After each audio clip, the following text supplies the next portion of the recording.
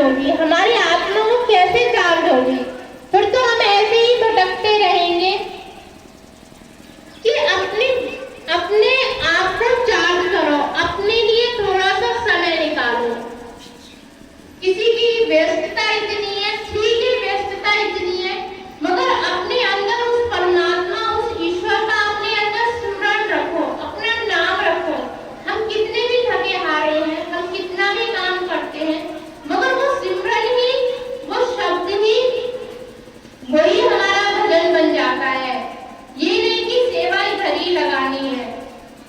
हम अपने घर में हैं, हम बाहर हैं, हम ऑफिस के वक्त में, हम कहीं पर भी है, हम वहीं पर ही उस ईश्वर का नाम ले सकते हैं। सिमरन हमारी जबान पर चलना चाहिए।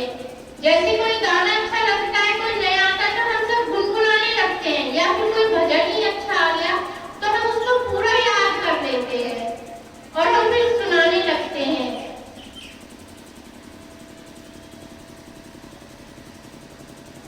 तो उसी प्रकार से वो परमात्मा का भजन है।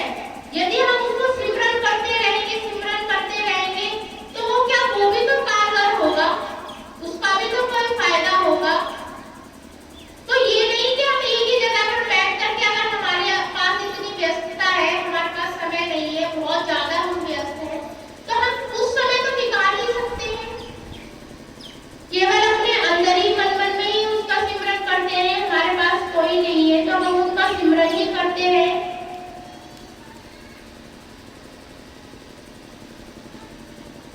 परमात्मा की बातों को समझना और जानना हमारे जीवन के लिए बहुत जरूरी है।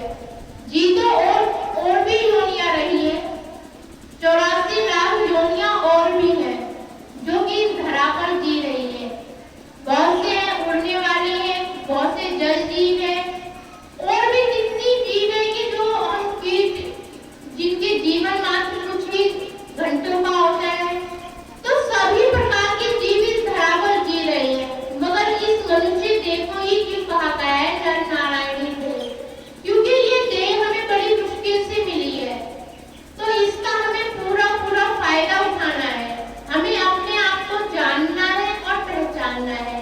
परमात्मा ये नहीं कहते कि घर को छोड़कर चले जाओ या अपने ऊपर भस्म लगा लो और अपने घर के दृष्टि के कोई भी कार्य मत करो और भगवान में लीन हो जाओ। परमात्मा कहते हैं कि ये जो भी हमें दृष्टि जीवन मिला है, हमें अपनी जिम्मेदारियों से भागना नहीं है, हमें अपनी जिम्मेदारियों को निभाना है, मगर निभाते हुए उसमें से कुछ समय अपनी आत्मा को देना है। उस परम पिता परमेश्वर को जानने के लिए वो समय हमें देना है, जिससे कि हम अपने आप को जान सकें और परमात्मा को हम पा सकें।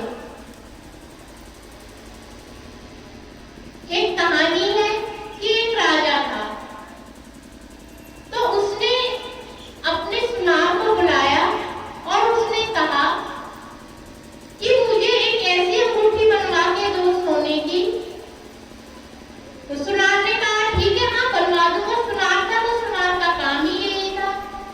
मगर राजा ने कहा कि इस पर ऐसी पंक्ति लिखना, अंगूठी के ऊपर एक ऐसी लाइन लिखना कि जो मेरे दुख में भी काम आए और मेरे सुख में भी काम आए। जब मैं बहुत ज्यादा दुखी हूँ तो उस पंक्ति को पढ़ूं तो मेरे काम में आए, और वही पंक्ति जब मैं बहुत ज्यादा खुश हूँ तब भी मेरे काम आए। अब वो तो सुनार था, वो तो अंगूठी तो बना सकता था, मगर वो पंक्ति कहाँ से लाता कि वो जो दुख में भी काम आए और सुख में भी काम आए? तो इस पंक्ति को तो कोई संत ही बता सकता है। अब वो बहुत से सुनारों के पास गया कि भाई ऐसी तो हम तो अंगूठी बना सकते हैं, हीरे की बनवा ले, सोने की, चांदी की, तो ऐसी अंगूठी तो मैं बनवा सकता हूँ, मगर पंक्ति कहाँ से लाऊं? तब किसी ने सलाह दी कि एक बहुत पहुंचे हुए संत हैं, तो उनसे कुछ सलाह ले। पहले के जमाने ऐसे ही होते थे, अब तो कोई किसी की मानता नहीं है, मगर पहले तो राजा की आज्ञा क्या परमात्मा की आज्ञा होगी, क्योंकि पहले तो एक डर था ना कि सर कलम हो जाएगा। अगर यहाँ पर भी कोई ऐसा भगवान आ जाए कि आप आज्ञा ना मानो और आपका कलम कर दे तो आप भी ऐसे ही भागोगे। मगर आजकल ऐसे नहीं है, वो तो सिर्फ मंदिरों में आराम से बैठे हुए हैं, आप ही उनसे सब कुछ मांगते रहो। तो ऐसा कोई डरने की जरूरत नहीं। मगर वो राजा और प्रजा का जमाना था, जो आप भी अच्छी तरह जानते हो। तो वो राजा की आज्ञा थी कि अगर सुनार ने वो पंक्ति ना ढूंढी तो उसका सर कलम कर दिया जाएगा, सर धड़ से सर अलग कर दिया जाएगा। अब वो बहुत घुमा फिरा, फिर उसे एक संती मिल गए, तो उन्होंने पंक्ति दी कि ये पंक्ति लिखो, ये समय भी बीत जाएगा। कि बस इतना ही लिखना है कि हाँ। अब उसने राजा की अंगूठी सोने की अच्छी सी बनवाई और उसके ऊपर पंक्ति लिख दी, यह समय भी बीत जाएगा। राजा ने अंगूठी पहन ली। अब जब राजा सही है, उसका राज्य चल रहा है, मगर अचानक से दूसरे राजा ने उसके ऊपर हमला कर दिया। राजा अपनी सेना के साथ उसके साथ लड़ रहा था, मगर जो दूसरा राजा था उसने उसको हराने के लिए उसकी बहुत सारी सेनाएं आ गई। अब वो राजा हारने लगा, उसकी प्रजा भाग गई। अब वो राजा भी भागने लगा, तो वो एक गुफा में जाकर के छुप गया। अब दूसरे राज्य के जो भी सैनिक थे, सिपाही थे, उसको चारों तरफ ढूंढने लगे।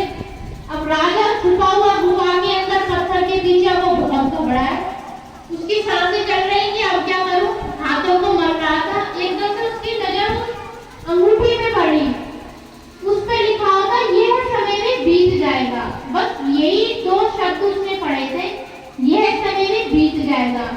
बस उसको पढ़ते पढ़ते उसे बहुत दिलासा मिला कि ये समय तो बीत जाएगा। अभी गुफा के अंदर बैठा है, फिर रात हो गई, सैनिक इधर उधर चले गए, एक दिन बीत गया, बहुत जोर से भूख लग रही थी, मगर फिर उसने पढ़ा ये समय भी बीत जाएगा। जैसे सैनिक चले गए दूसरे राज्य के, और उसकी भूख भी शांत हो रही थी कि ये समय तो बीत जाएगा, भूख भी चली जाएगी।